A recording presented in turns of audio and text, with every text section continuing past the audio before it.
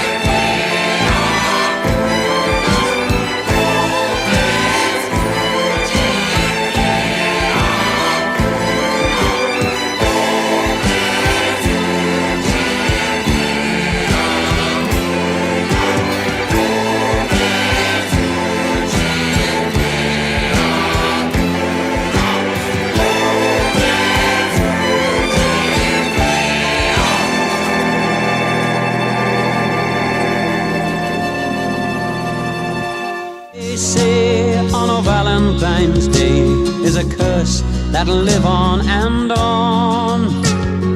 no one will know as the years come and go of the horror from long time ago. In this little town, when the 14th comes round, there's a silence and fear in the air. Remember the morn that the legend was born, all the shock and the horror was there. Oh, the legend, they say, on a Valentine's Day is a curse that'll live on, and no one will know as the years come and go of the horror from long time ago. And no one will know as the years come and go of the horror from long time ago.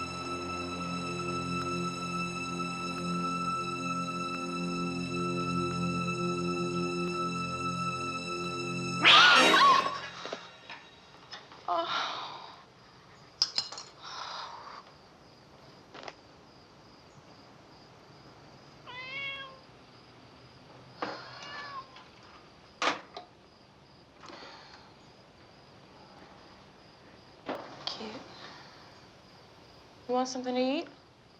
Hmm?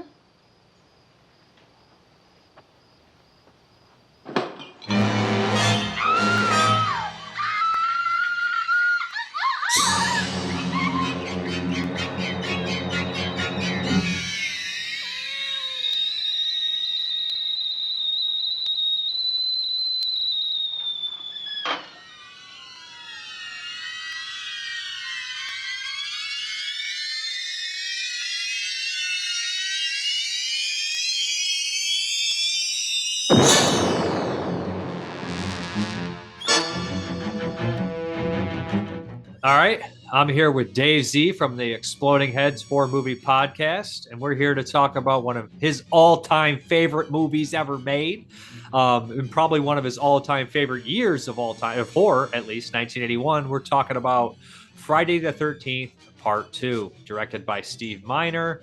Yeah, here we go. What's up, Dave? I know you're a big fan of the Friday movies, at least the first 5. I think the first 5 for sure.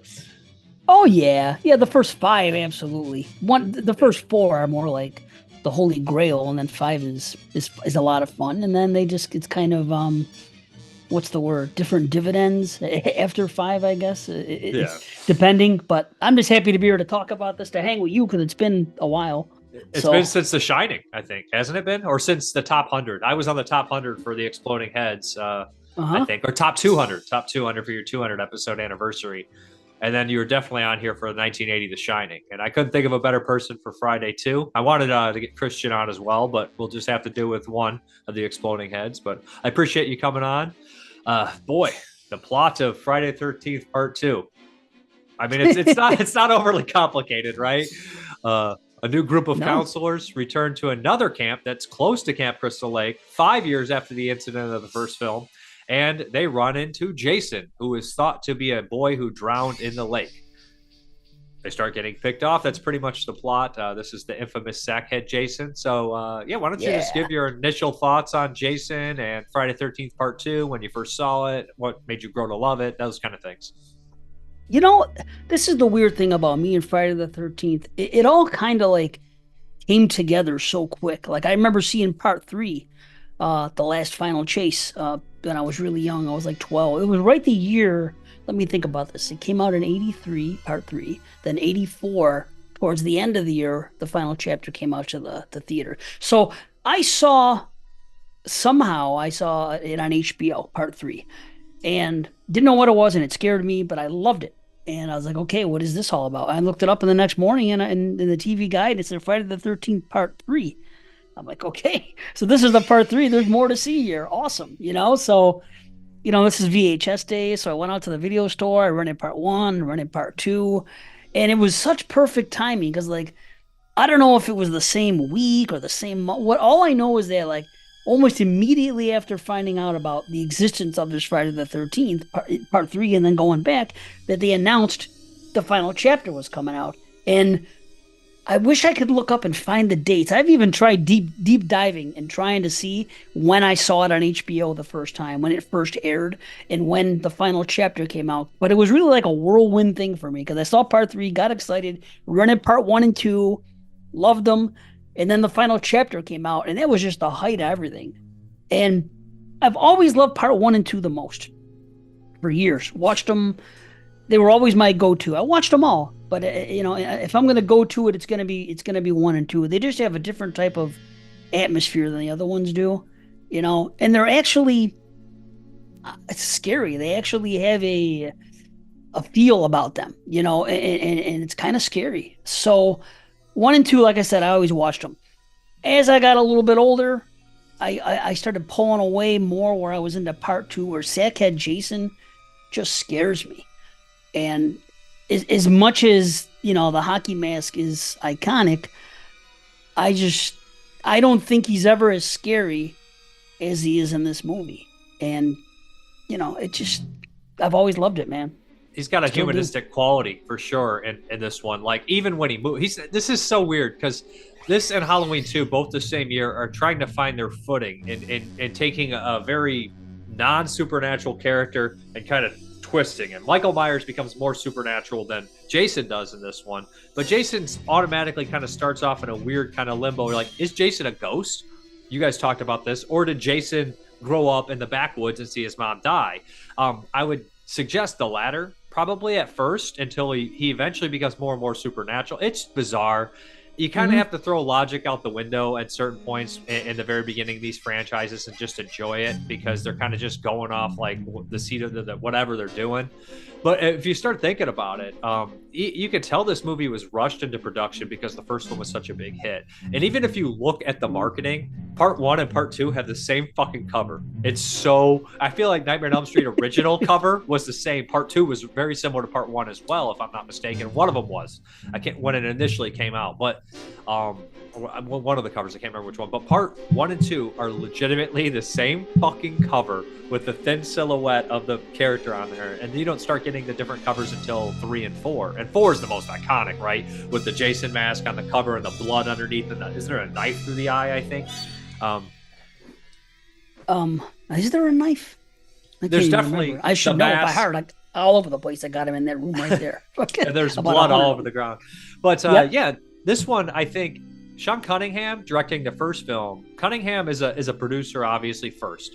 I mean, he directed some sex comedies. He did do The New Kids in '85, and he produced Craven's first film, Last House on the Left. But I feel like he's less of a filmmaker and more of a producer. Well, you get to Steve Miner. He has a lot more finesse in his suspense, like part 2 and 3, and then House and Lake Placid. He's a pretty solid director. He seems to know what the fuck he's doing. He does more with what than Cunningham did. Right. And H2O, right? Halloween H2O, another one. It's been years since I watched that one. I mean, I've never been a huge fan of H2O, but yeah, it's still well directed. It's just a product of its time, more so than anything. Mm-hmm. Yeah, and it's weird because there's a familiar thing in Friday 2 and Halloween H2O where you have your core group of kids that are that you're going to get to know, but there comes a time in both movies. In Friday 2, they go out to the bar to go party and do their thing. Yeah. In Halloween H2O, the core group just stays together, the group of friends, and they go and they set up camp in this small place because all these other people are going on a trip with their class. So it was when I watched H2O, I remember making that connection. I was like, look at this. Steve Miner has kind of a plot device that happened twice, which it's not that big of a deal, but it's just interesting that it happened in Steve Miner's movies. And as far as the covers are concerned, part 1 I think the part 1 cover is fantastic because of the detail. You see all the people the characters within the silhouette. Yeah, you see them all, and it looks really good. I mean, I got big posters of it here and everything. Yeah. The quality of it looks really cool. And actually, if you look in the house, in the cabin, you can actually see a little tiny Mrs. Voorhees head in there. Really? Yeah, it's weird, but it's there. And part 2 just went basic. They took it was just black, right? A silhouette with an axe in its hand. I'm cheap. Like, it is cheap, and that's the only thing cheap about the movie. Yeah. You know what? I had Rebecca Reinhardt on for Bloody Birthday, and we were talking about 1981 movies, and she brought up something that I thought was genius, and I was like, holy shit. So, you know how we were talking about all the campfires stories in 81? We got Madman, The Burning, and Friday 2, all the same fucking story, right? They have even The Burning and Friday 13th are identical, and she was like, Savini probably got the script for Friday 2, read it, said, fuck that script, Jason's dead, went to work on The Burning and just said, hey, why don't you do this campfire story just like this? And did the same fucking script. And then we started laughing and we started talking. She might have brought out The Prowler. She brought out The Prowler and said, well, Jenny pees her pants, and Savini worked on that. He probably read the script. Right. And then I brought up The Burning. I said, the campfire scene, one or the other. She brought up one of them. And I was just like, Savini worked on both those movies. And then fucking later, like the Friday script, he probably read it. And then like somehow that shit ends up in those movies. It's so weird, isn't it? Yeah, and it's real weird. It just so happens that they were all doing it at the same time, though. Yeah. Is from the stuff I've looked into. But think about it. What if he read the script and then was working on those movies? Like, she should pee her pants right here. Unless how much of this stuff is improv, though? Half that shit's probably just done on the cuff. Well, I wish I could say the person's name, but one of the producers or somebody said that they wanted 2 things to happen in Friday the 13th Part 2. One, they wanted someone to pee their pants when they were in danger, and two, they wanted to kill somebody in a wheelchair. That's what they said. That sounds like Sean Cunningham, because he's like, we got to top Texas Chainsaw. And this movie, I swear to God, Friday 2 has more similarities to Texas Chainsaw than Friday 1. Because you got the barn, you got the sackhead. I mean, the sackhead's Town of Dreaded Sundown, but it feels backwoods. It feels exploitation. And then it also, he's like, we want them to pee their pants because Last House on the Left did so fucking well, and I produced that. And she pissed herself. I mean, like, that sounds like a Cunningham thing, doesn't it? He's like, yeah, that's a producer thing right there. Man, I should have read it. And here's something else so weird about it. There was no maybe about it with Tom Savini. Tom Savini and Cunningham, they were kind of pressured. Well, Cunningham's the one, not Savini, but Cunningham was pressured by the studio, because 4 months after freaking Part 1 debuts, they're already shooting Part 2. So they had pressure. Okay, we had all this. Yeah. It made so much money, independent movie that went through the roof. Okay, we got to do another one. So now Sean Cunningham and Victor Miller, the scriptwriter for the first one, and Tom Savini, they say, well, listen, Jason is dead. And Tom Savini was like, yeah, Jason is dead. I'm reading the script and I see him running around. This is stupid. So I'm just going to go and do this. And I made a Friday the 13th ripoff thing when I made The Burning. He chose to go and do The Burning because he thought the idea of Jason, because he even says that it's either in the book, Crystal Lake Memories, or it's on the movie itself, the documentary. Yeah. He says something about, he goes, what are we supposed to think? That for years that this Jason was out in the woods by himself, just living on crawfish or something, he said, and he just thought it was stupid. Little did he know. The honestly, burning, like, it's funny though. It's like, yeah, but this guy got burned and the skin grafts didn't take, and he looks like a warthog. That's not stupid. I mean, I love The Burning, but they're all stupid. Me too. They're all stupid. Although inherently they're all pretty stupid. It's just, you got to but I get it though. The whole premise of it. If your heart's not in it, right on the premise, you got to back out. If you're just like, I don't know, like right away, and they probably rubbed him the wrong way, trying to put pressure on him like that. I mean, the guy's got tons of work, but it is funny though because I mean he came back for 4 because Zito. I mean, Zito did fucking. He worked with Joe Zito on The Prowler. I mean, just like fucking came back for that. So. I mean, I think the effects are pretty good in here. And if you watch the uncut stuff, it's really good. And it would have made the world a difference. Boy, oh boy. And this is one of the few movies that I've always loved it all these years. And I said the only way it could get better, I don't think, is to get that resurface, get that stuff resurfaced, that gore that was cut that we've been hearing about for years and years. That's the only way you can make it better. But even without the gore, still good. I still love it. It was a big, and I hate to say this because I love the movie, but the difference, if you watch other ones that were cut, like My Bloody Valentine. Oh, that one. I thought you were talking about Friday movies. Well, I mean, just in general, just like movies that were later on, the gore resurfaced, and the difference between My Bloody Valentine, rated R, and uncut, it's more substantial than Friday 2, and even Silent Night, Deadly Night, when you got the reissue of it and they rescued the they cleaned it up. It's the same thing. Now, I really do hope, and I've been waiting for them to freaking take this Part 2 stuff that they have. Granted, there's no sound. It doesn't look terrible. Maybe one of them, Crazy Ralph's, looks really VHS-y and you can't even see what's going on with the blood. But they have the AI now. That AI stuff could probably clean it up a little bit. Wow. What are they waiting for? I don't know. I don't know, because I think Vinegar Syndrome should reissue the fucking Friday movies. How cool would that be? I know everybody's like, "What about the Scream Factor?" It's like, yeah, but I want them to look like the best. If I know a company like Vinegar Syndrome or Arrow touches them, I don't have to worry about getting my replacement disc. Even though Arrow fucking does replacement disc a lot too. They all do. They all do replacement disc. Let's be honest, they all fuck up. But I always just think Vinegar Syndrome's I just always because I've seen them pick up movies that are crap. Movies I was like, this is a piece of shit. I get it, and I watch it, and it's so remastered. I'm like, this is pretty decent now. You know what I mean? They've polished turds. I didn't think it's possible. Like Christine, you can't polish a turd. They're polishing turds. And some of them are pretty good, much better than expected. It helps. So, yeah. I mean, obviously, you can't go talking about Friday 13th if you don't mention Amy Steele. I mean, she's pretty much the most popular final girl in this franchise, and probably gives a run for Jamie Lee Curtis, honestly, a run for her money. People just like her. for one movie on top of it. Jamie Lee Curtis has all those movies.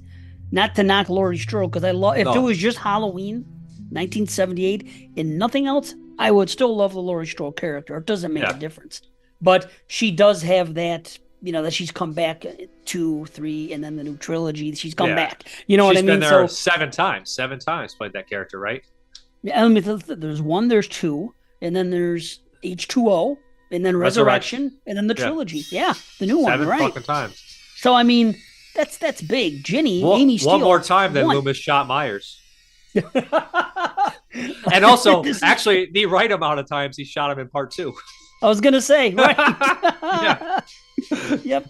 The 7 shots. Yeah. Yeah, 7 shots. Oh, that's great. But, see, for Friday the 13th and Amy Steele, she's only gone up 1 time. She's known for this role. She's even done other roles. April Fool's Day. She's an April Fool's Day, which she's fine in. But something about her, I hate to overblow it, but it's like it was a perfect storm in different ways, having these people. And, let's face it, nobody's an Academy Award-winning performer as far as acting is concerned. But Crazy Ralph. Walt Gorney, huh? Just kidding. I just like him. I thought maybe you threw something I didn't. You didn't know he was in the background of All Aboard the Cuckoo's Nest. He would fit in. He could have played Michael Berryman's role. He's just in the background like this in that movie. Right. That could have been Crazy Ralph, like drooling. We gave this guy a bottle of liquor. He's been standing there all fucking day. Cheapest guy we paid for. Awesome, man. Is he saying? Are you kidding? Right? See another one. Part 2. Let's think about this. They get him to. It's not a big deal. It's just Walt Gorney, but still, they still got him to come back for part 2. How many times have you watched a horror movie and some character that's there, but it kind of makes a name for himself? He's fun. He's funny. Yeah. Doesn't come back in the next one. It doesn't. They usually kill him. He comes back for part 7 too. That's true. He does. He does the intro. You're right. Which is cool. It's awesome. That's probably the coolest part of part 7, to be honest. Betsy Palmer comes back for a second too. Huge. Yeah. That to me, like the Ginny scene is awesome, and what's happening, and her, being psychological with Jason and playing. But the thing is, it is so huge to have Betsy Palmer come back and to read those lines. Jason, mother is talking to you. After Amy Steele delivers it the other way, it's just such an impact to have that. Just in those few minutes, it makes that scene even better. I mean, I think it's a great scene. I mean, I think that's the reason, Ginny is held in such high regard, is that, she faces off with Jason verbally and does that thing at the end, psychology, but having Betsy Palmer there in the movie as well, it just elevated that scene even more. It's great. I'm so happy they got her. I mean, I think Amy Steele has a good thing going on. She's a character because she's tough. Jenny's tough and she's smart. It's a good combination. She's like pretty, but she's not like that kind of typical like like drooling guys over her. Like she's like the one you take home to mother. You know what I mean? In that kind of way, like very much so. And in a way, like not as dramatic. But her situation's not as dramatic. Like she's kind of got a Sarah from Day of the Dead thing going on, where she's got it all. Like there's nothing missing. Like she's not over the top too fake. She's a very realistic, but just well-rounded. Has every aspect you would want, being smart, tough, sensitive, and compassionate, while also being like decent looking. So you're like, I mean, what else is there? There's nothing else to ask for in that kind of character. You know what I mean? You're right. Yeah, she nails it. She's cool. You know what I mean? She's. Like you said, all those attributes, she has them, and she still parties a little bit. You know what I mean? She's not uptight, but she's also not a maniac. Right. Well-rounded. Right. Definitely, and she's got Jason's number right off the bat when they're having the conversation in the bar. When do you see somebody in any of these movies talk about the killer in that way? Say, well, let's look past the legend here. And then she gets into that whole thing and that whole, which is great. See, that's the thing about the script here. Is that they could have cheaped out. I mean, it's tough. It's tough enough to make this movie to follow up part 1 when you've killed your main villain, and all you have is that jump scare at the end. Okay, here you go. Start to work on a new one. And if you don't have Jason, then what are you gonna do? Try to have like another? It's tough to write, especially. You'd have to have Crazy Ralph. You'd do Crazy Ralph. You'd have to, or some other Right. guy from town. Like who else? Or you literally would have to just do something off the cuff that did not involve it. I don't know how. You know what I mean? Right, and you have to have a real good a reason. Like Crazy Ralph, I guess there is kind of a reason there. He wants to keep everybody out. He's crazy, whatever. But if it did get revealed that it was him, it would have been okay. But it's not like Jason. Like Jason, he's fucking scary. Like even seeing his shadow the very first time when the crew, when they're outside with the Packanack Lodge and they're going inside and the kid rolls up the flag and the four of them go inside and they just have that one, they just hold it for 5 seconds. They just hold the shot and then you see Jason slinking in just his shadow and you can see by the reflection that something's up with his head. It doesn't look like a regular person walking. I mean, you may not know there's a bag, but something looks freaking suspicious about this cat. And you know it's the killer. And it's just, you don't even see him with that mask on until an hour and like 5 minutes into the movie, which, by the way, runs for an hour and 25 minutes. And the first 14 minutes are freaking flashback and credits. So this movie, boom. Murder scene in the very beginning. Honestly, it's a very quick movie. Like that's what I was talking about. Like usually the movies you watch a bunch, it's an hour and 26 minutes with like credits and shit. That's so quick. Monster Squad's an hour and 25. It's easy. These are easy to watch. Movies that are under 90 minutes, you'll revisit a lot better too. You don't need a million years to tell the story.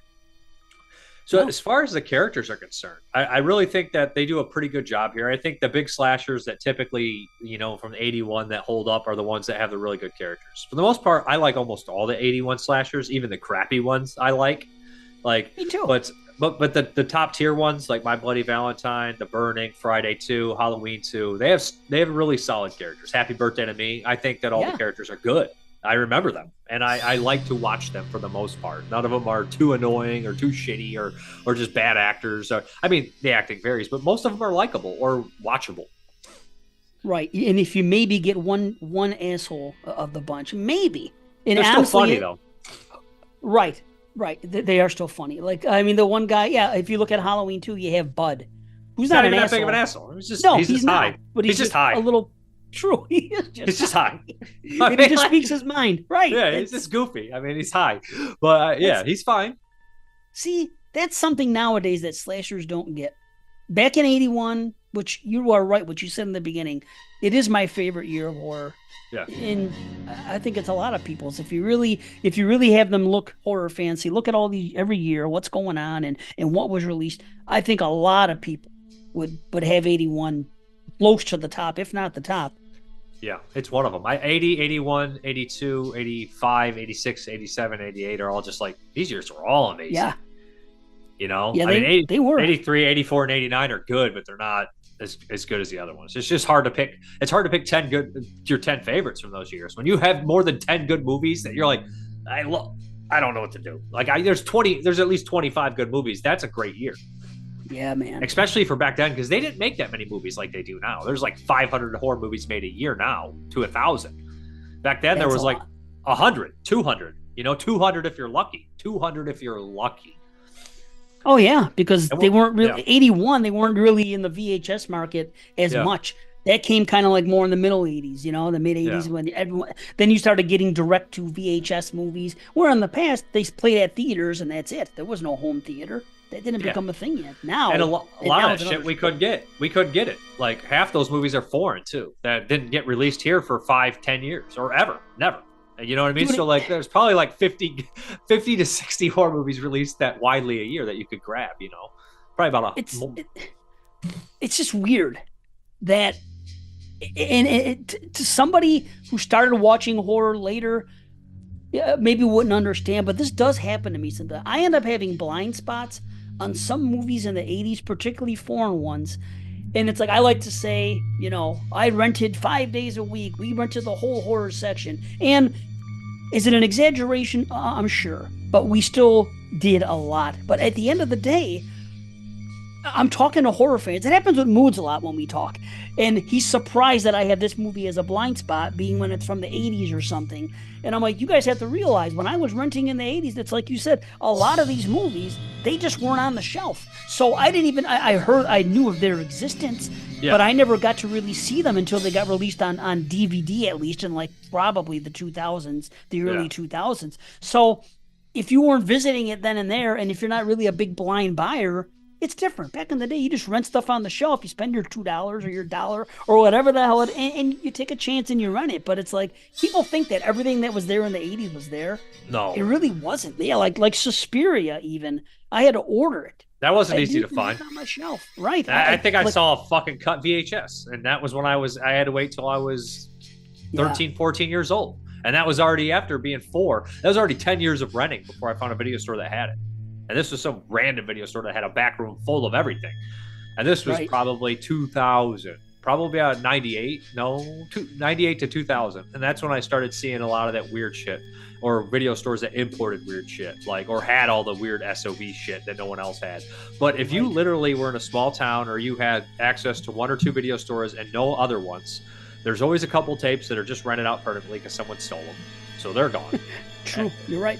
And that was Troll 2 at my video store. God knows that it was fucking dodging a bullet there. But I was a kid. I was like, where's Troll 2? I want to see Trolls, because the cover is awesome. It's a big troll in the doorway. You're like, oh, bro, what's this? I love Troll 1. Then you get Troll 2. You're like, what the fuck was that? And then everyone's like, it's so good. I'm like, no, bro. I went to a different video store, found Troll 2, watched it, and was like, okay. Like, I wasn't mad. I was just like, what? It is all right. I was like 10. I was like, what the fuck was that? But no, a lot of places just didn't have it. They carried certain movies, or they sold off their stock, and they didn't have the movies you were looking for, you know? So that's like, sometimes you didn't even know they existed. The only thing that was your friend was a movie book. And you're like, it was so cool to walk into a video store that you'd never been in and see like 5 or 6 movies you'd never heard of. And you're like, what the fuck is this? Even if it turned up being shit. Like the cover of Demons of Paradise. That was one that I saw, and I was like, yeah, the girl swimming? The creature from the Black Lagoon thing trying to grab the half-naked chick. I was like, what is this? I never seen this one. And I was like, I want this. It was for sale. Like, how much is this? Was like when the VHS were dying. It was like $13. We're not paying $13 at this day and age, and like $2,000 for a VHS. That should be $1 thing. Right. But no, like it was so cool back then. But now everything's everywhere, and no one gives a shit. They could find it, but they still don't care.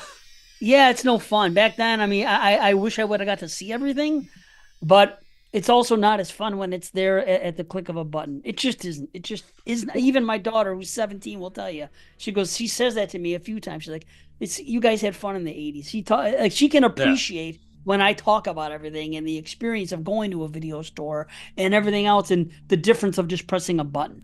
And it's like, yeah, we didn't have everything back then, and we didn't know their existence. You know how I knew their existence?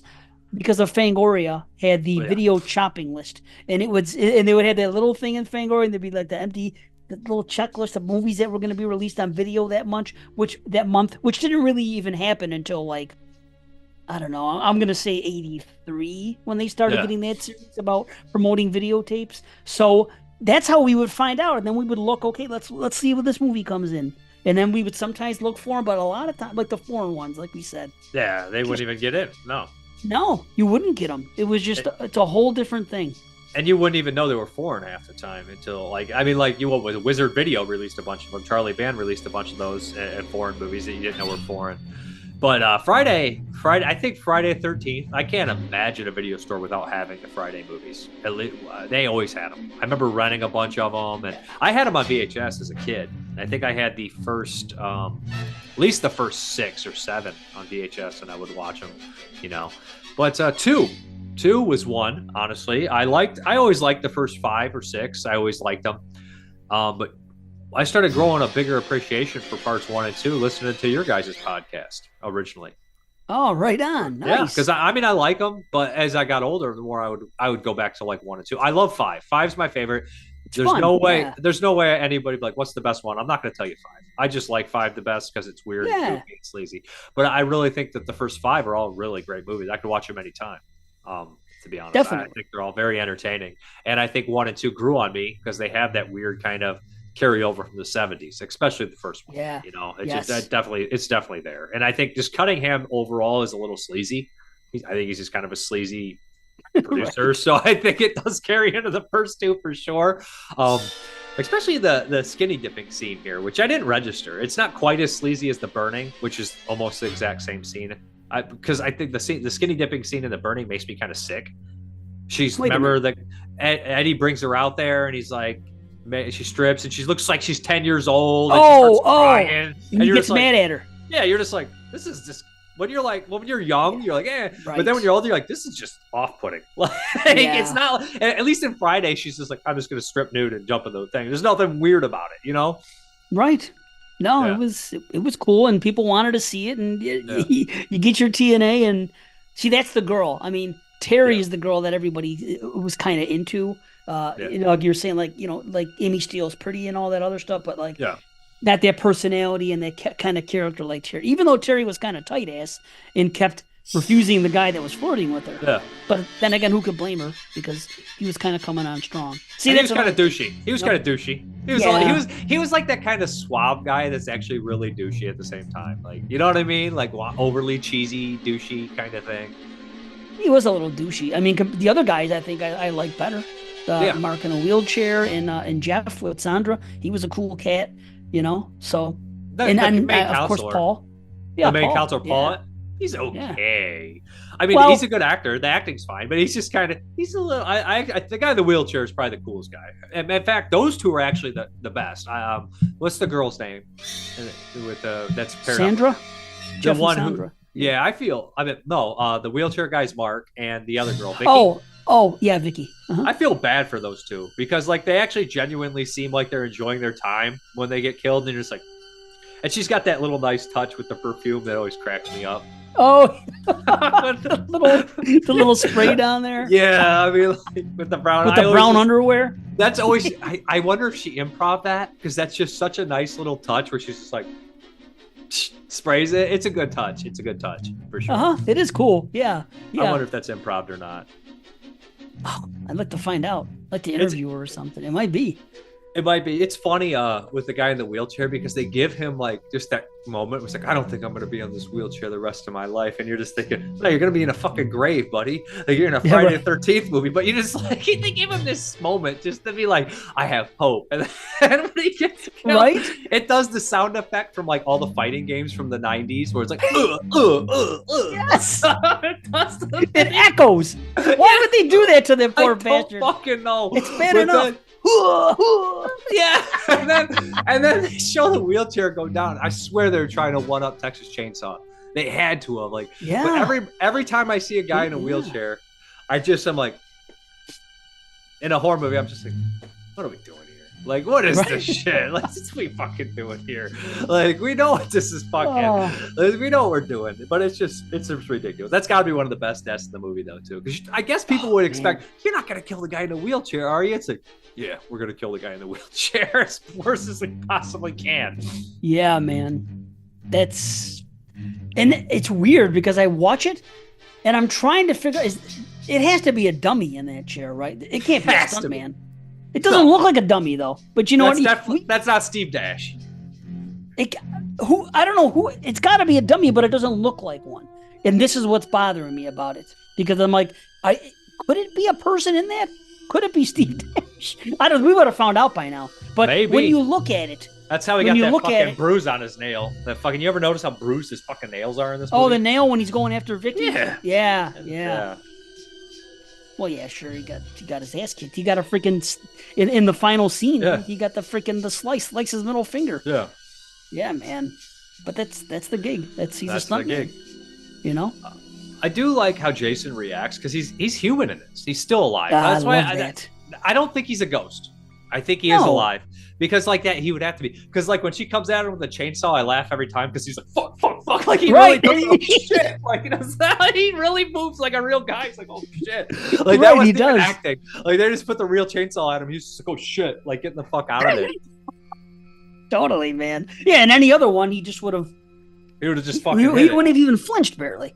Oh. See, this is what it is. This is why I love this one, is that it has that feel where he's still human, and that's what makes it more scary and believable.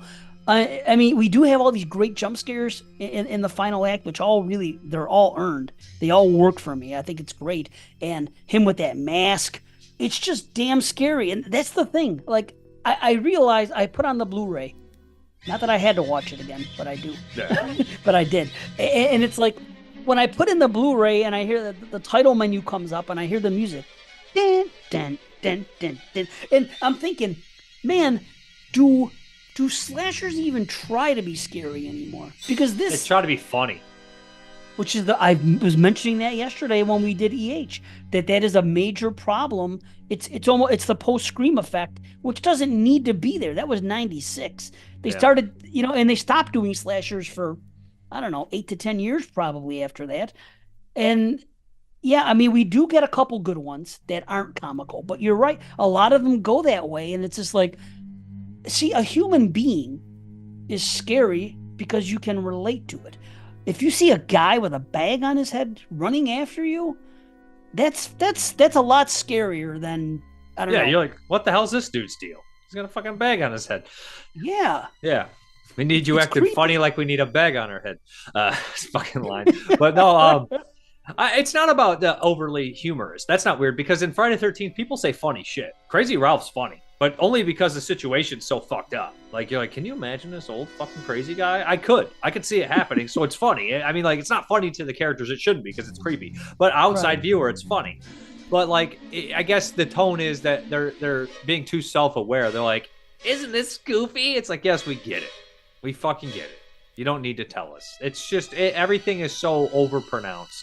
It's so hard to do a slasher now. I mean, there's been ones that are self-aware and clever that I love, but after a while, the shit gets old. I feel like the movies that come from over like different countries just don't do it as much when they do it. I don't think they got that Scream memo. They just do whatever the fuck they want.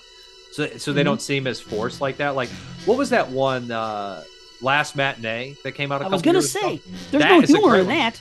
And it's, I mean, there probably is humor, but it's just by character dialogue. Like, why are you being such an idiot? That kind of shit, which is funny sometimes, but it's not goofy. It's weird, but it's not goofy. Right. And that's fine. I just don't want goofy. And that's what it becomes, where it's like, I was going to say Last Matinee. I was going to mention Girl House. There's a couple ones. Good. They're just straight up, I mean, headless. There's no fucking comedy in that at all. That's just brutal. The characters are stupid. Some of the characters are goofy, but they're not. When the killer's there, the killer is scary. They're not making comments about the killer being a slasher. No one's saying, oh my God, this guy's just like Jason Voorhees. You know what I mean? Like, they're not making a stupid ass joke like that. You know what I'm saying? Right. Like, thank God I smoked this weed so this killer can chop my, you know what I'm saying? Like, it's just like, I don't know. You don't want characters remarking on the fact that they're being killed.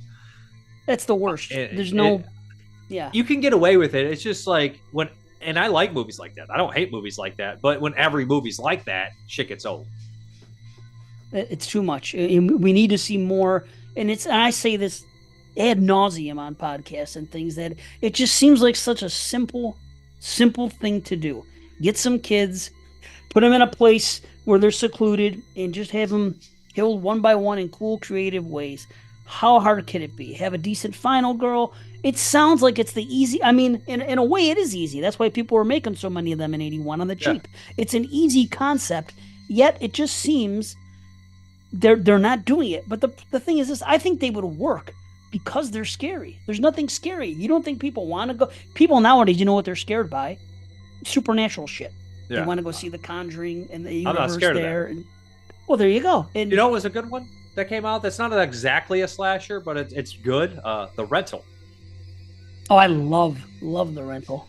Yes. That was a good one. And that was scary as fuck. That was scary. Yes, it was. Yeah. And there's comedy in that, but it's only because it's situational comedy. Like the guy who comes to fix the shit, and he's like, where'd you put the camera? He's like, what the fuck are you talking about? Like that whole dialogue between that guy. His reactions are like, what the fuck? Like, that was great. Right. Well, you have to have humor for levity. You have to have a little. I'm not against humor. I'm against what we see now, a lot of straight up comedy or a gimmick or making the characters excessively nauseating and a bunch of assholes, which you do see, which sometimes, I won't get into it, but bodies. We were talking about it yesterday. That's a modern day slasher. And there happens to be a lot of stuff going on in there with the dialogue, which is very 2023. Yeah. And people are saying these terms and that. But the thing is, the point of that movie was dark satire, where I didn't mind it there, and the characters are supposed to be that way. Other people just look at it and immediately dismiss it. So I'm open to satire, and I'm open to It's black definitely comedy. satire. So is what's the one with the girls? Tragedy Girls. Great movie. Oh, I Satire. love it. Satirical. Yes. It's satirical. Oh, yeah. It's that's different. It's not scary at all. It's fucking morbid and actually more depressing than actual fuck up movies, because I think it's more reality than you would like to admit. But It's sad for that. Yeah. Yeah. I guess we should get back to Friday. I mean, it happens. That's what we're out here for. What is who's your favorite kill in here? Ooh, wow. That's a good question. The favorite kill. I mean, I guess I would have to go with Mark. I guess it would have to be wheelchair. It kicks ass. What can you say? Awesome. I wish they would have left the gore in, because whose kill was amazing was Scott hanging there upside down. Oh, that was pretty gory, yeah. Which is cool as it is, but when you see the uncut one, Yeah. holy shit. That was like something you would have seen in The Prowler, which is some of Savini's best slasher work period in that movie. It's so funny how the Prowler and the Burning, I think the Burning was cut originally, but the Prowler I don't think was cut. Maybe because it was so cheap and just gritty and no one gave a fuck. But the Prowler I think got away uncut. My Bloody Valentine was a Paramount. If it's Paramount, they're cutting it. Paramount's a bunch of pussies when it comes to that stuff. Well, it wasn't even Paramount, though. Remember, it's MPAA. Yeah, but they picked it up. They picked it They were up, and they probably pissed. cut it. They cut it to ribbons. I bet when Paramount was going to Yeah. distribute it. True. I mean, yeah, I don't know. Who knows the history? I should know. I fucking doing a show on 81. I should fucking know the history of my Bloody Valentine's MPAA rate. But, it is what it is. Yeah, I think Mark's the best kill. I love Crazy Ralph that he comes back, and his kill is pretty decent. Brutal. I mean, that's a horrible way to kill Crazy Ralph. Wish they would. Yeah. But who else is there? What about the kids? What about Jeff and Sandra? That was great, especially uncut. The Bay of Blood? Dude, yes. Uncut the is Bay of just Blood. as good as the Bay of Blood kill. I don't. They always say Steve Miner never saw it. I'll believe that, but I'll tell you what, your special effects artist, he saw it. Carl Fullerton? I mean, it's possible whoever because did. Somebody did. Somebody Stan Winston was actually going to come in initially, and then there was some type of scheduling conflict. Yeah. But I believe Carl Fullerton was an associate or a protege of Stan Winston. So there is a good chance, yeah. The thing is, it's like what you were saying earlier, though. It's a foreign movie. He was even calling a Twitch of the Death Nerve, which everybody called when it first got released on DVD, because that's what they knew it as. So Bay of Blood sat there, and it's like I said earlier, you couldn't watch those foreign movies. How were you going to get to them? Bay of Blood was 71, though. It would have hit circulation over here. You would think. I didn't see it on VHS, I'll tell you that. When they put it out at points, I don't know if in Italy they called it Last House on the Left Part 2, even though it was made before Last House on the Left. So the fucking thing, it got circulated. I think it got circulated over here. And a lot of those guys, they would play like Dario's movies in New York and shit. So I feel like Bava got played. Because you got Lisa and the Devil, which is a.k.a. House of Exorcism, which is recut. I am fairly certain that Bay of Blood got some screening in the United States before Friday 1 and 2 were made. Because they based the plot off the lake in the first one. I just think somebody saw it. I'm not saying the director or maybe the writer. Somebody saw that. Because a lot of times, like, if you're like Romero, remember he used to tell Savini, like, for Dawn of the Dead, he's like, we're making a new movie, start thinking of ways to kill people. Right. Not all the directors sit there and think about all the deaths. They're just like, I got a special effects guys. These guys love this sick shit. Like if it, with Fred Vogel, he's just like, he knows that him and like Jeremy Cruz will just sit around all the toe tag people and just think of really nasty ways to kill people for movies. They're like, Jeremy Cruz is like king of that shit. He's just his fucking thing. He likes to, just make the gnarliest effects he can. So I mean, a lot of the special effects guys just like to just do crazy shit to see if they can. Yeah, I think it's a great idea to sit. That's what I would do if I were making a slasher. Yeah. Okay, everything else I'll fill in the blanks. Right now, I want to know how I'm going to kill and what's going to happen, and do I have the budget to make it look the way I want to make it, and then go with that. But I mean, the kills, even though they are cut, they're still interesting nonetheless. They're still good, and when we get to Jason at the end, that's all great too. I mean, the machete in, which you could see so much better now with the restorations of everything. When I was a kid and I was watching it on VHS, like Friday 2, when she put the machete down, it cuts really quick, and I always focused on that black thing that he has wrapped around the mask to keep it held together. And for some reason, I noticed that, and I thought it was a hook going into the back of his neck. I couldn't even really see the machete, but I don't know. Maybe that's just me.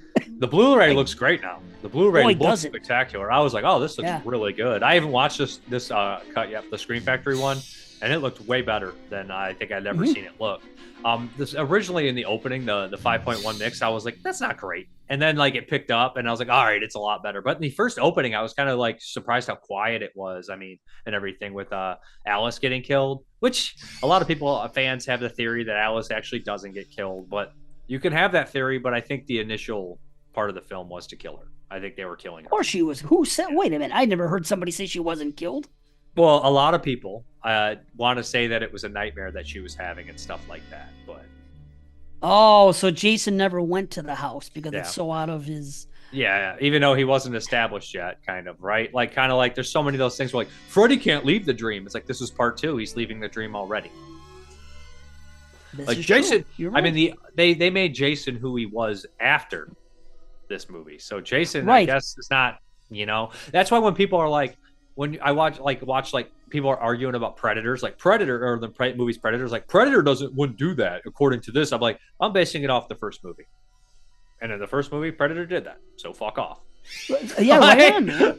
I'm just saying, I'm like, all that other shit, to me is fan fiction. Like, I know it sounds weird, but like, not the Friday movies. I'm just saying. I know there's a whole world of Predator, but it's just weird when like so many things are like being used to argue, and it's just like, but I don't know, was it the original writer who wrote that stuff? Victor Miller wrote a lot of the, or just the original characters. Did he write all the Friday movies? The Paramounts? He wrote all of one, and then he wrote 2, but they brought in Ron Kurz, so it has 2 script writers, and I think that Ron Kurz actually was responsible for more of it because you can clearly see.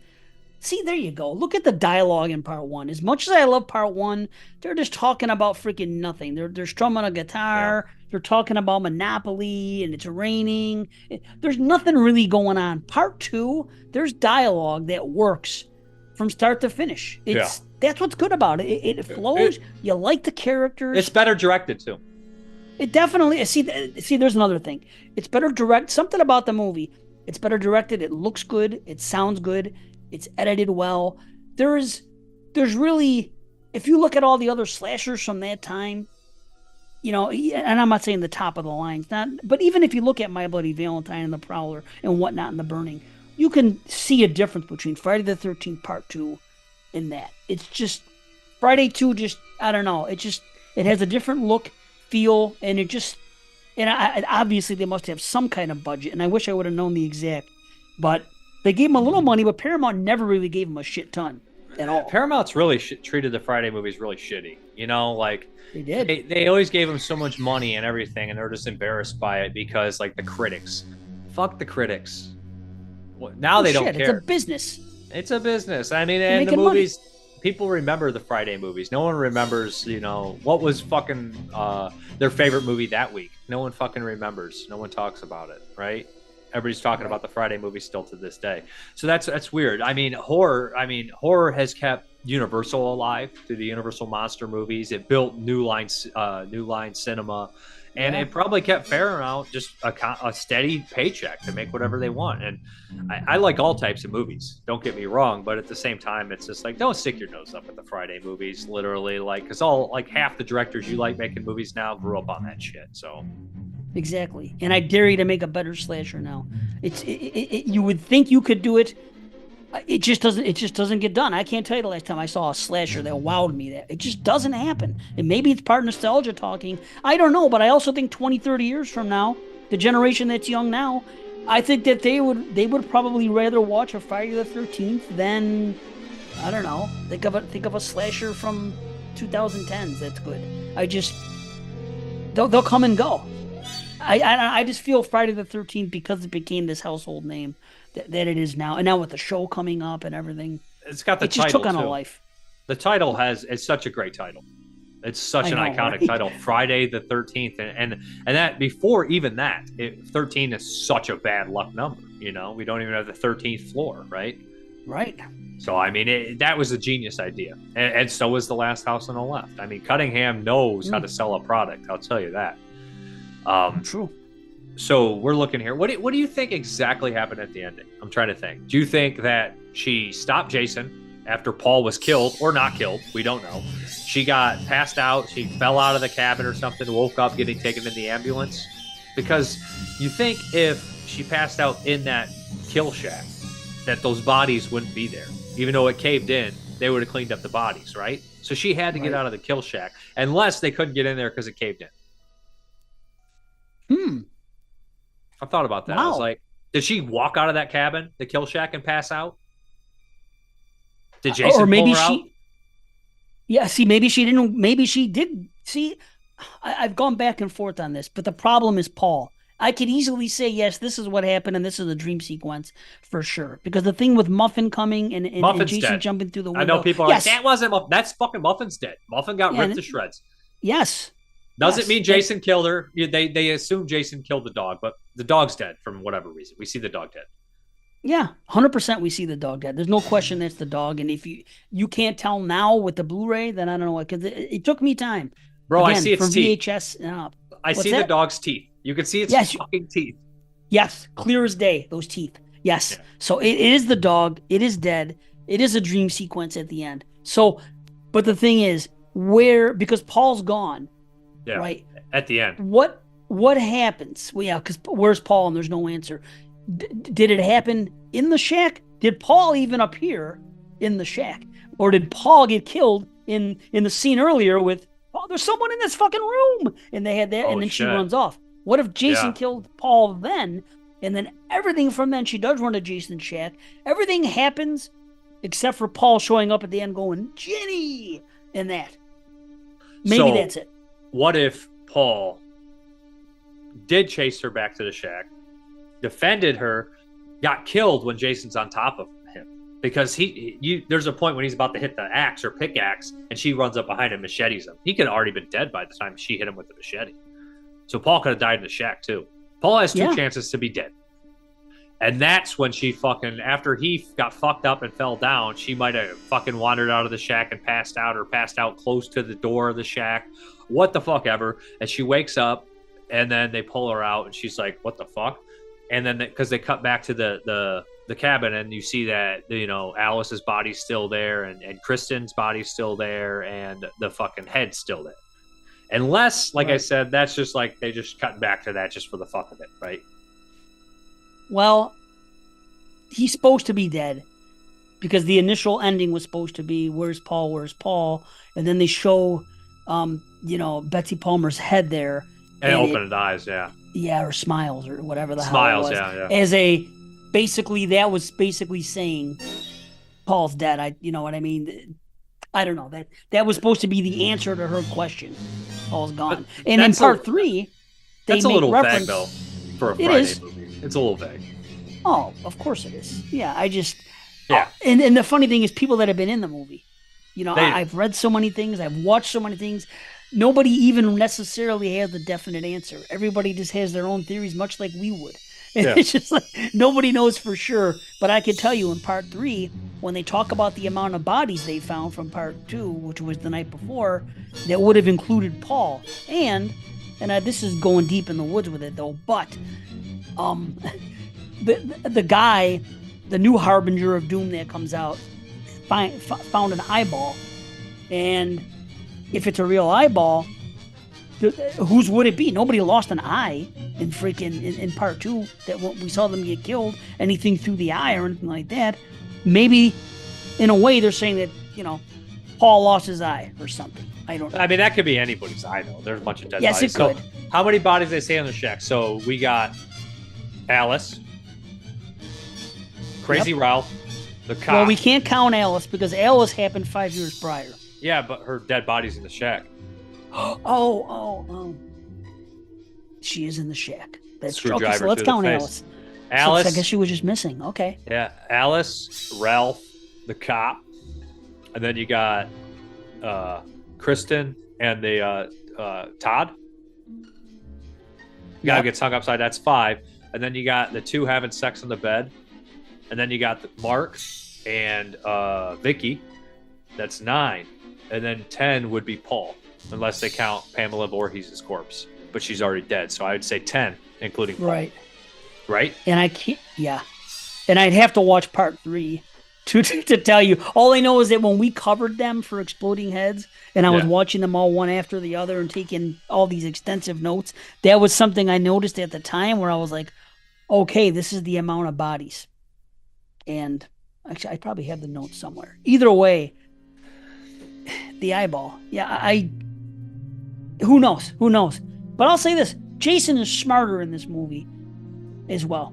He does things that he's calculated. It isn't just like a dumb shark. You know what I mean? People like to think that he's just this thing that just goes and kills and that's it. He's smart in this movie. Even if he didn't, we know he went to Alice's because we see Alice's body. Yeah. So that did happen. So anybody that tries to have a thing that says Alice wasn't killed, well, we see it. And we see, I know it's funny, but Jason has the presence of mind to lift up that freaking that kettle whistling, that freaking teapot. Yeah, and because move he's it over annoyed. to the thing. Yeah. Right. And that was it. Or because he doesn't want to alert anybody to the noise going on there. So it's like, okay, let's diffuse this. And then think about it. In one of the scariest scenes, when he's laying down in the bed waiting for her to come in so he can come out and make his first ever appearance with the mask on. That's something he thought to do. Same thing with the chair when Alice was in her room and she was under when Ginny was in her room under the bed and the rat came and the whole thing, the pee. He, again, had the presence of mind to do his thing, to go on that chair and to quietly wait just so he could surprise her and fuck with her. He's like a mixture of Leatherface and Michael Myers in this. Like, he plans like Myers, but he's not quite as smart or as quite as, I guess, what's the term I would use? Calculated? Calculated, but I would say just like a presence, like a bad presence. Because he just seems like a shape, you know? He doesn't seem human, even in the first one. And then Leatherface is just kind of like clumsy, but, you know, after. You know, I think that Maskhead Jason, Sackhead Jason, actually probably inspired a lot of the slashers later on, because he's just like a backwoods kind of character, and he's real. He doesn't have any supernatural abilities just yet. He's not giant. He's a regular sized human being. He actually looks small.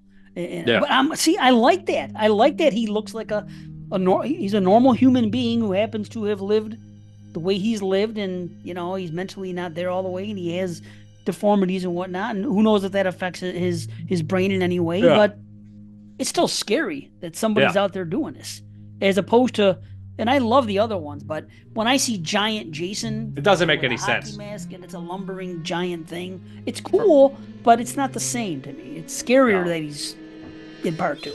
It's just you know, and that shot with the window when she goes in his shack and you can see him running through the window, just is terrifying, man. I think it's scarier in part 3 though, when you see him like run up to the window and then you like see him like run and he looks all, that's so weird. Just when you see something like running at you and you can't stop it, it's fucking scary. Yes. So I know that you're a huge fan, and I don't think that you like any slashers from this year better than Friday.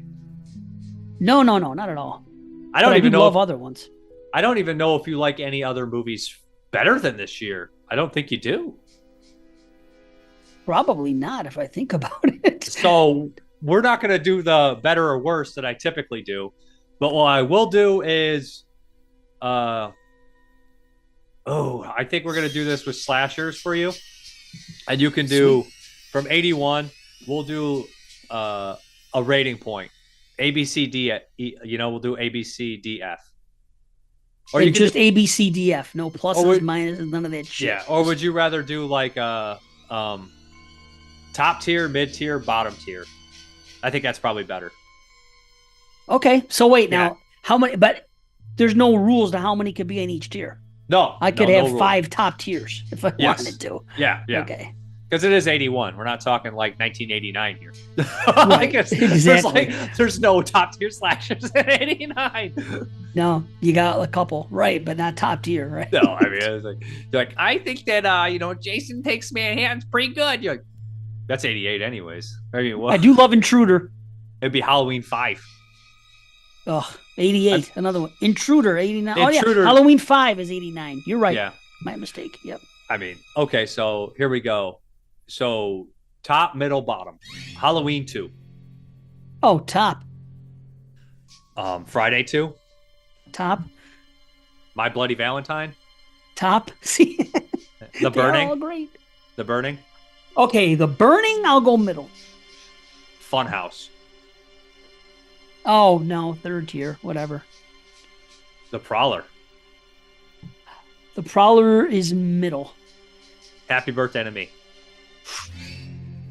I'll say middle for that, too. Butcher Baker Nightmare Maker. I do enjoy it, but I guess I'd go the lower tier on it. Madhouse. I meant Madman. Lower tier. Just Before Dawn. Lower tier. Hell Night.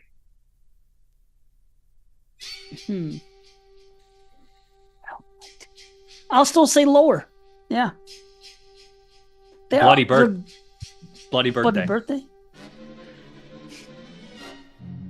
Yeah, they're lower tier, but they're not bad. Like if I'm giving them a number, a lot of these are like 7. You know what I mean? So it's like I don't really dislike. Those probably should have been mid tiers, because when you start getting to the bottom tier here, you're gonna be like, ooh. Final Exam.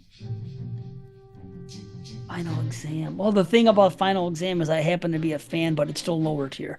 I like it too. People hate it, but yeah. Student Bodies. I have not watched Student Bodies in so long, and I am going to watch it this year, but I haven't watched it in probably 10 years. But I'm gonna say, as clever as I remember it being, I'll put it in the middle. But I could be wrong. Okay. Where we go? Still lost this damn thing. Okay. Nightmares in a Damaged Brain.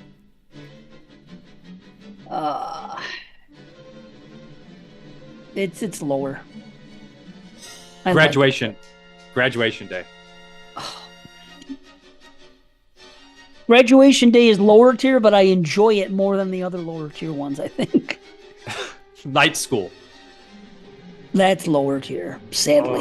When's the last time you ever watched that one? Night School, it's more of a freaking Giallo. It's more of a Giallo. I love that movie, though. It's a great movie. Do you love it? It's I gotta good. watch it again. I remember being kind of bored, but I gotta watch it. I have the classy. Blu-ray. It's classy. Watch it again. I think just if you don't expect like an all-out, it's just like a classy really kind of mean slasher. It's more Giallo, though. Oh, I dig it, though. Yeah, sure. Your favorite, Hospital Massacre. It's lower tier, but I'm okay with it. And Barbie Benton is just incredible. Yeah, I like all these. Like even the bad ones in 81 are good. Like you're like, that movie's kind of crap. I like it. Absurd. Oh, Absurd. Yeah, it's a lower tier. Madhouse. I'll still say lower. Don't Go in the Woods. Oh. That's the worst one probably from 81. Probably is one of them. Eyes of a Stranger. Ooh, Eyes of a Stranger. It's interesting. I'll still say lower, but it's an interesting premise. Home Sweet Home. It's lower, but it's not terrible. It's fun with a crowd. Yeah, it's like that's a movie I watched 3 times, and by the 3rd time I was like, why do I keep watching this? I was like, I probably like it. Like it's bad, right. But Scream. Oh, I haven't seen it in so long I can't say, but I don't think I'm going out on a limb to probably say it would be lower. I don't know anyone that really enjoys it. Except the people that spent like $35 when it got released and they want to justify spending their money. It's on 4K now. There you go. Maybe it's the 4K. Are you serious or is that a joke? No, it's on 4K. It's on 4K. So is Final Exam. And again, Final Exam is I'm not even going to say a guilty pleasure. I enjoy Final Exam. I'm not going to buy the 4K. I didn't know it was out on 4K. Wow. 4K from Dark Force. This one's kind of a slasher. It's the Indonesian Friday 13th ripoff, which is pretty much Friday 13th called Wolf, a.k.a. Strugala. I have not seen this. Is it a slasher? It's Friday 13th riff. I got to see it. It's Year of the Slasher 2. I got to watch this, and I'm watching foreigns. I haven't come across that one yet. Okay. It has a little bit of a ghost angle to it, though, too, if I remember correctly. I'm not selling this on you hard. It's like, I don't want you to be like, oh, it's going to be great. It's like, I'm not expecting great. I just see the thing for now for Exploding Heads with Year of the Slasher 2. I just want to explore. yeah. Even if it's a foreign movie, it almost automatically gets a pass because I want to see. I saw probably the worst one I've seen so far, and it was a foreign one. What was that? Swedish one. I think I got it from you actually. I think called? you're the only person that carried it. I had to give my phone up to my daughter just now, so I don't remember what. You have it on your Plex. What year is it? Oh, shit. I don't know. It's in the 80s though. And if you watched it, it was just. Oh, you're talking about Blood Tracks. Not Blood Tracks. That's the one with the heavy metal band, the hair metal band, and they're in the the girls. Mountains. Yeah, and then they get killed by the Hills Have Eyes cannibals. Yeah. That's called Blood Tracks. Is it the one? Yeah. It's called Blood Tracks? Why did I think it was called 85. 85. Well, dude, somebody intentionally gave this one girl, because they're in a rock band, intentionally gave her these boots that had these freaking things on them, like these decorative things for the time. And every step she takes is goes ching, ching, ching, and it's louder than any of the dialogue. It was bugging me the hell out the whole movie. I'm like, nobody noticed how loud this is. You can't hear them. It might have just been the cut. I mean, it might just be a bad sound mix on that one edition of the movie. Who the fuck knows? I don't hate that movie, but it's not like some fucking It's just Hills Have Eyes with a heavy metal band in the snow. Yeah. It was the girls, right? It was like 4 girls? Yeah, it was like girls? 4 girls and like 3 guys, and they all have big hair metal bands. I think it's guy band, but there's girls with them too. No, see, I think we're thinking of different movies. You might be thinking of Dead Girls, but that's not Swedish. It's not Dead Girls. No, maybe I feel like you might have liked Blood Tracks. Blood Tracks is not that bad. Yeah, I'm telling you, it's not Blood Tracks. What the hell is the name of the movie? I know you have it, and it's a foreign slasher, and if it's, oh man, I want to say it was Swedish. Maybe I'm wrong. Maybe it was from, I don't know. It was a very foreign movie. It was from a country where you don't really usually get a horror movie from. In the 80s, too. So it's Scandinavian somehow. That's tough. Maybe I'm it's Scandinavian. Sure. Well, I mean, it'd be Swedish, Norwegian, one of those countries, Finnish, one of those.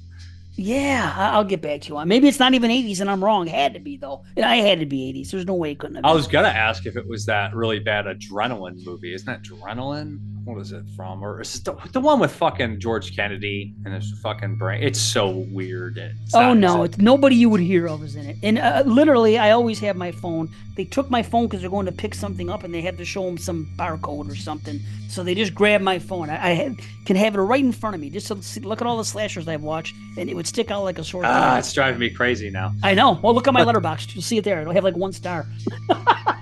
Whatever it is. It's the only low rating I've given in the past month. All right, so we're gonna go ahead and do your plugs while I look up Dave Z's fucking letterbox to figure out this movie to help us out. All right, yeah. If you want to find me, Exploding Heads Horror Movie Podcast, we're all over the place where all the podcasts are, and we're on Patreon for the new episodes and Jay the Dead's new horror movies. Lots of cool stuff going on there as well. You can find it with all the podcasts.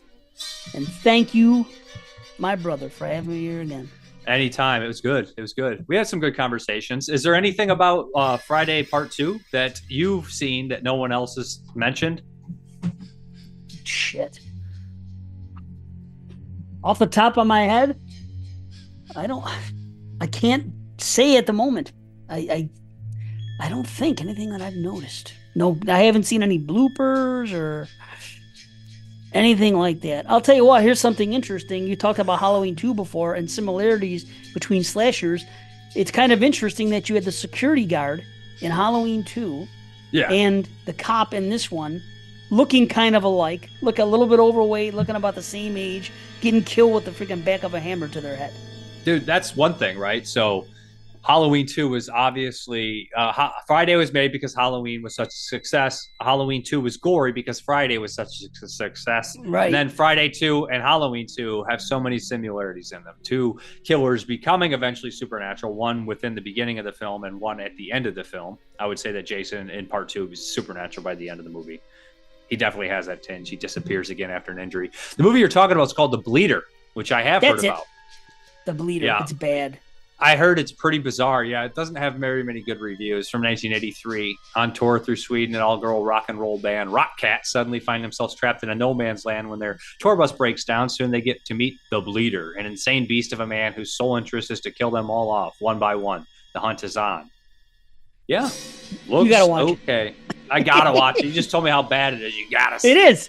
That's why you gotta Sweden. see it. So I will watch it for 1983. It's gonna be one of the first ones I watch because I've never seen the Bleeder. well, it'll be the first and last time you see it. I'm glad I had the experience thanks to you because it's a slasher thing. We're hunting them down. It's a thing to do. It's like you're doing with 83. You want to have a complete list, and that's the fun of doing stuff like this. But you're gonna watch it once and never again. It's just it is what it is. It's not sometimes good. It happens like that though. You'll watch one, you're like, that was terrible. Then like 10 years later, you'll watch it again, like that was all right. Then the third time you watch it, you're like, do I like this piece of shit now? Did I develop a taste for Home Sweet Home? Like it happens. Like time with a movie can change a lot. It just becomes like a comfort food sometimes. It really is, and like because they're a comfort food to me. I can watch slashers anytime, but the thing about slashers, and I always say this, they're like cult films, and they're like they work better when they're watched with a group, at least 2 or 3 people. There's just something about it where you could have an amazing movie, like let's say Hereditary or something, but if one thing in that room just goes off wrong, if there's a distraction or this or that, or one person's not into it, you might not have as good a time. You're probably going to watch a slasher from the 80s. And even if it's not good, you're still going to have fun laughing at things that are happening on the screen. You're going to have a good time with it because of the dialogue and some of the stupidity, and especially if it's from the 80s and you have nostalgia. So that's the thing about those movies, is that I can watch them anytime with friends. It's just, they're fun. And also, like think about it. Some of your favorite slashers. Some of my favorite slashers are just like stupid. Characters make the dumbest decisions, and you're just like, why the fuck would he do that? Like Slaughter High is one of my favorites. And like me too, I love it. Those characters are so stupid. Like they're in that place, and the guy's like, "I'm just gonna chug this beer." They just left a bunch of beer there. He chugs it, and it's full of acid. And the one girl's like, "I'm getting in the bath," because she gets blood on her. It's full of fucking acid. Like it's such a crappy like written movie, but it, like the effects are fun. Everything's ridiculous. The movie's just weird. It shouldn't exist. It's just like, and I feel like the tone of that one's off because it's a rare British slasher. Like it's produced by British people. Like, is it made America? It's just fucking weird. I don't know. Like Carolyn Monroe's in it, and it's just weird. It doesn't. I don't know what the hell's going on with that movie, and it's really trashy. The ending says it all, and the ending excuses a lot of things that went wrong in the movie. Yeah, if you think about it, because he's nuts. That movie's got a dark history too with the actor. Unfortunately, you're right. Unfortunately, this one too. I mean, the guy in the wheelchair did die of HIV, right? He died of AIDS. Yeah. Unfortunately, and that reminds me again, like a lot of these kind of actors you see that are like, oh, that guy looks familiar. I feel like he's been in a bunch of, like the guy from Night of the Creeps. If you ever see the guy with the unibrow, the alpha. Which guy? The guy. He's in The Party. That guy died of HIV too. Like, there's just tons of actors. Or if you look at like Popcorn, that's another slasher. The fucking killer in that movie died of HIV. So many actors like from the 80s. Just being in the 80s, alive in the 80s, is like a death curse to half these people. Yeah, unfortunately. Yeah, sucks. But Friday too.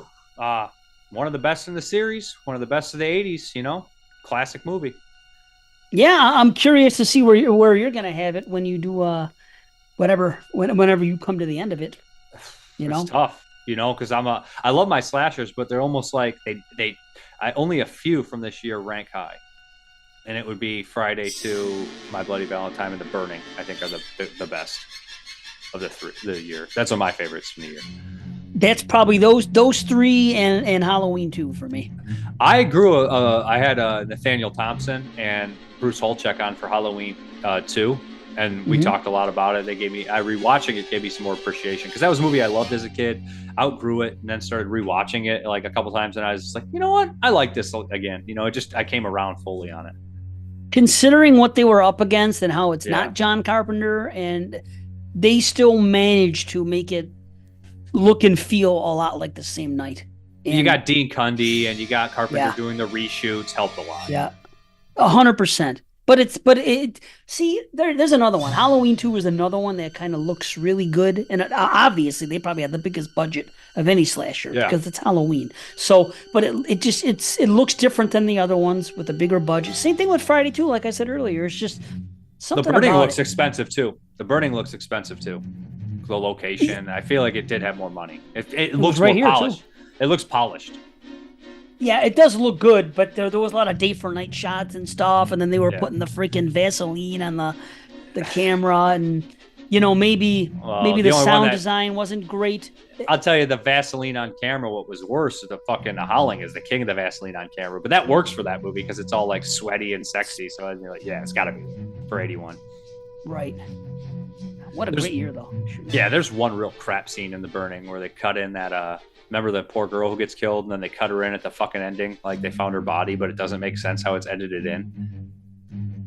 You would have watched the ending of The Burning again, and when the counselor falls down and he hits through the wall, and he's supposed to find like the dead body, instead of like shooting that dead body or having a dead body, they just cut in an insert of that girl who got killed, and she's just like, it's like a still frame. It's garbage. Like it's like really. I love that movie, but it's the worst scene in the movie. Fine. You're just like, what? Like I didn't notice it before, but I was like, that was shit. Wow. Yeah. You know what? I think the Burning would actually, probably would be a second tier. I think I put it in the bottom, but no, you put it in second. I think you did. Okay. Yeah. Okay. You put everything else in bottom tier except The Burning is in second tier, and My Bloody Valentine Friday and Halloween 2 were in top. Wow. Okay. Happy Birthday to Me, I think you put in second tier as well. Yeah, I did. Yeah. And The Prowler is debatable because The Prowler has, if it didn't have that boring freaking 15 minutes, Mr. Chatham, when they're walking around that building, it would really boost the movie. But it definitely has the best kills. There's probably supposed to be like 10 more minutes of fucking Lawrence Tierney, but he was too drunk to fucking film the scene. So they was like, just walk around the house. We got to get this guy ready for the shot. He's just like walking around, like pissing himself. Like, fuck it. I made that up. That's fabricated. Don't sue me, Tierney Estate. But I appreciate you coming on, all right? Thanks, brother. Yeah. Yeah. I hope we can do it again. All right. Peace out. No problem, for sure.